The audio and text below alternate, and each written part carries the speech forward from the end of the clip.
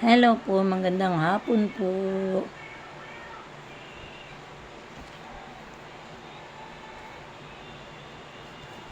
Magandang hapon po. Hindi po ako nangalakan ngayon, mamayang gabi pa po. Gusto ko lang pong mag-video. Meron lang po akong gusto iparating. Kahit po hindi na po ako taga Maynila, siyempre po meron po akong gustong umupong mayor dyan sa Maynila. Alam niyo po ba kung ako ikwento ko lang na alam ko matanda ako kay Yorme. Ay, sinabi ko na. Matanda ako kay Yorme. Nag-aaral. Parehas lang kami ng pinag-aralan ni Yorme sa Rosauro Almario. Kaya buong Maynila po ang pinag-aralan kong lugar. Na masasabi nyo talagang taga Maynila ako. Ito po, sasabihin ko sa inyo ang detalye. Nung ako'y grade 1, nag-aaral po ako sa Rosauro Almario Elementary School. Talaga naman po ang itsura ng Rosauro, binabaha pa ho yan. Pag umuwi po kami, pag naulan, talagang baha po. Grade 2 naman po, grade 2 to grade 1 to grade 6 po. Ano ba yan? Nag-aaral po ako sa, dito po malapit sa Carriedo, anong eskwelahan po ito?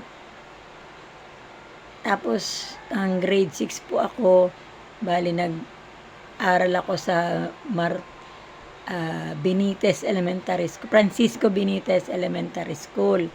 At nag-high school ako sa Torres High School. At nag-college ako sa Lyceum of the Philippines na malapit sa Intramuros. Kaya ang ibig pong sabihin, laking tundo ako. Laking tundo kami. Kaya po nung nabalitaan namin na tatakbong presidente si Yorme, talagang sinubaybayan po namin kung saan siya nagdadaos ng naisko na concert. Concert po ba yun o meeting? Punta po kami sa Padre Paura po ba yun? Ando si Yorme, ang pogi ni Yorme. Nasa unahan kami. Yan. At saka po, nung meeting de avance niya sa Memoriones, nandun din po kami. Inabot na nga po kami na alas 12 umuwi. At ang ate ko kasi talagang Isko Moreno yan. Siyempre pati rin po ako. Kaya nung tumakbo siyang presidente, halos lahat kami na pamilya namin si Yorme ang aming binoto.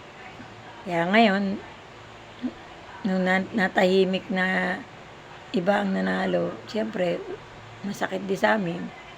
Ngayon, nabalitaan ko na naman tatakbo si Yorme uli ng Maynila, ng mayor ng Maynila. Ay, naku, kung pwede nga lang, sasama kami kada ano niya yung, anong tawag doon? Pupunta siya sa mga lugar-lugar para mangampanya, ayun. Kaso nga po, mahirap, mahalang pamasahe. Tsaka gusto ko rin pong i-vlog si Yorme doon. Baguhan lang po. Sana po masubaybayan po ninyo. Mabigyan po nyo ako ng suporta. Nanay Yolanda Vlog po. Paki-like and share lang po ang aking YouTube channel. Kaya dito syempre sa Cavite, meron kami suportang mayor. Isa lang po yan syempre.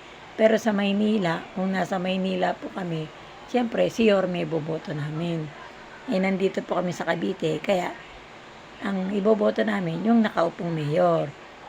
Kasi nakakakuha rin po kami diyan ng tulong.